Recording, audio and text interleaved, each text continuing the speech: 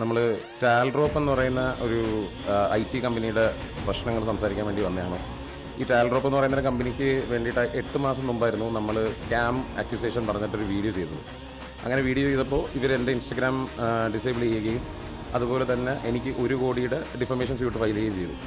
ഈ 10 ലക്ഷം മാത്രം ക്യാപിറ്റൽ കാണിച്ചിട്ടുള്ള ഒരു ടാൽറോപ്പ് എന്ന് പറയുന്ന ഒരു കമ്പനിക്ക് എങ്ങനെയാണ് നമ്മുടെ നാട്ടിൽ നിന്ന് 500 കോടിക്ക് മേളിൽ റേസ് ചെയ്യാൻ പറ്റുന്നത് ഇൻവെസ്റ്റേഴ്സിൻ്റെ വെച്ചിട്ട്? അതാണ് ആദ്യത്തെ ചോദ്യം. പിന്നെ ഇത് പബ്ലിക്കലി അവൈലബിൾ ആയിട്ടുള്ള ഫോമുകളാണ്. ഇവരുടെ ടെക്കി സ്പാർക്കിൻ്റെയും ഇവരുടെ 20 കമ്പനികളുടെയും MCA ഡേറ്റ, മിനിസ്ട്രിയുടെ MCA ഡേറ്റയാണ്. ഇതിനകത്ത് ഇത്രയും ഇൻവെസ്റ്റ്മെൻറ്റ് ഇവർ കാണിച്ചിട്ടില്ല. ഇവരുടെ പേപ്പർ വർക്ക്സ് കറക്റ്റ് അല്ല. ഇതാണ് നമ്മളുടെ ആദ്യ ചോദ്യം. പിന്നെ ഇതിനകത്തുള്ള ഇൻവെസ്റ്റേഴ്സിൻ്റെ ലിസ്റ്റ് ഏകദേശം 300ഓളം ആൾക്കാരാണ് നിലവിൽ നമ്മൾ എടുത്തിരിക്കുന്ന ഡേറ്റയ്ക്കകത്ത് ഇവരുടെ ഇൻവെസ്റ്റ്മെന്റ് ഡീറ്റെയിൽസ് ഇവർ കാണിച്ചിരിക്കുന്നത്. അതും ഇവർക്ക് 45ഓളം ബ്രാഞ്ചുകൾ ഈ വില്ലേജ് പാർക്കുകൾ എന്നൊക്കെ പേരിലുണ്ട്. ഇതൊന്നും ഇവരുടെ ഓണർഷിപ്പിൽ നടക്കുന്നതല്ല. ഇതിന്റെ പേരിൽ നിൽക്കുന്ന ഇൻവെസ്റ്റ്മെന്റ് ആൾക്കാരെ ഏകദേശം എല്ലാ ആൾക്കാരെയും നമ്മുടെ ടീം കോൺടാക്ട് ചെയ്ത് കഴിഞ്ഞു. അപ്പോൾ അവർക്കെല്ലാം പറയുന്നത് ഇതെല്ലാം വെറും സാധാരണപ്പെട്ട ആൾക്കാരാണ്, ലോൺ എടുത്ത പൈസകളാണ്.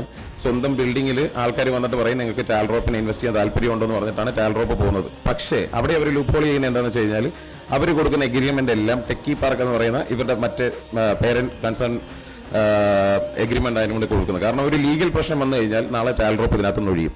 ഇതിന് ഇൻവെസ്റ്ററുടെ പൈസ കിട്ടത്തില്ല. അവർ ബാങ്ക്രപ്സി ഇതിനകത്ത് സംസാരിച്ച് കഴിഞ്ഞാൽ ബാങ്ക്രപ്റ്റ് ആണെന്ന് പറഞ്ഞു കഴിഞ്ഞാൽ അതിനകത്ത് പൈസ കൊടുക്കാൻ ലീഗൽ വശങ്ങളില്ല. നമ്മൾ ഇൻവെസ്റ്റേഴ്സിൻ്റെ അടുത്ത് ഇപ്പോൾ പറയുന്ന ഒരു കാര്യമുണ്ട്, ഇവരുടെ പേഴ്സണൽ അസറ്റും കൂടെ ഇതിനകത്തോട്ട് ഉൾപ്പെടുത്തണം.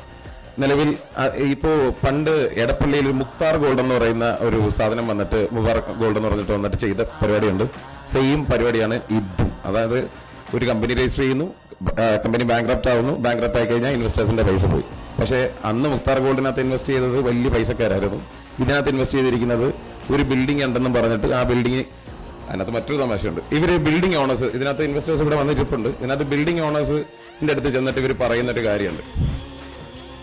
അതായത് ഈ പറയുന്ന സ്ഥലം ഞങ്ങൾക്ക് ഓക്കെയാണ്, ഞങ്ങളുടെ ഇതിനകത്ത് വന്നു കഴിഞ്ഞാൽ നിങ്ങൾക്ക് ഇത്രയും ഇൻവെസ്റ്റ്മെന്റ് തരും.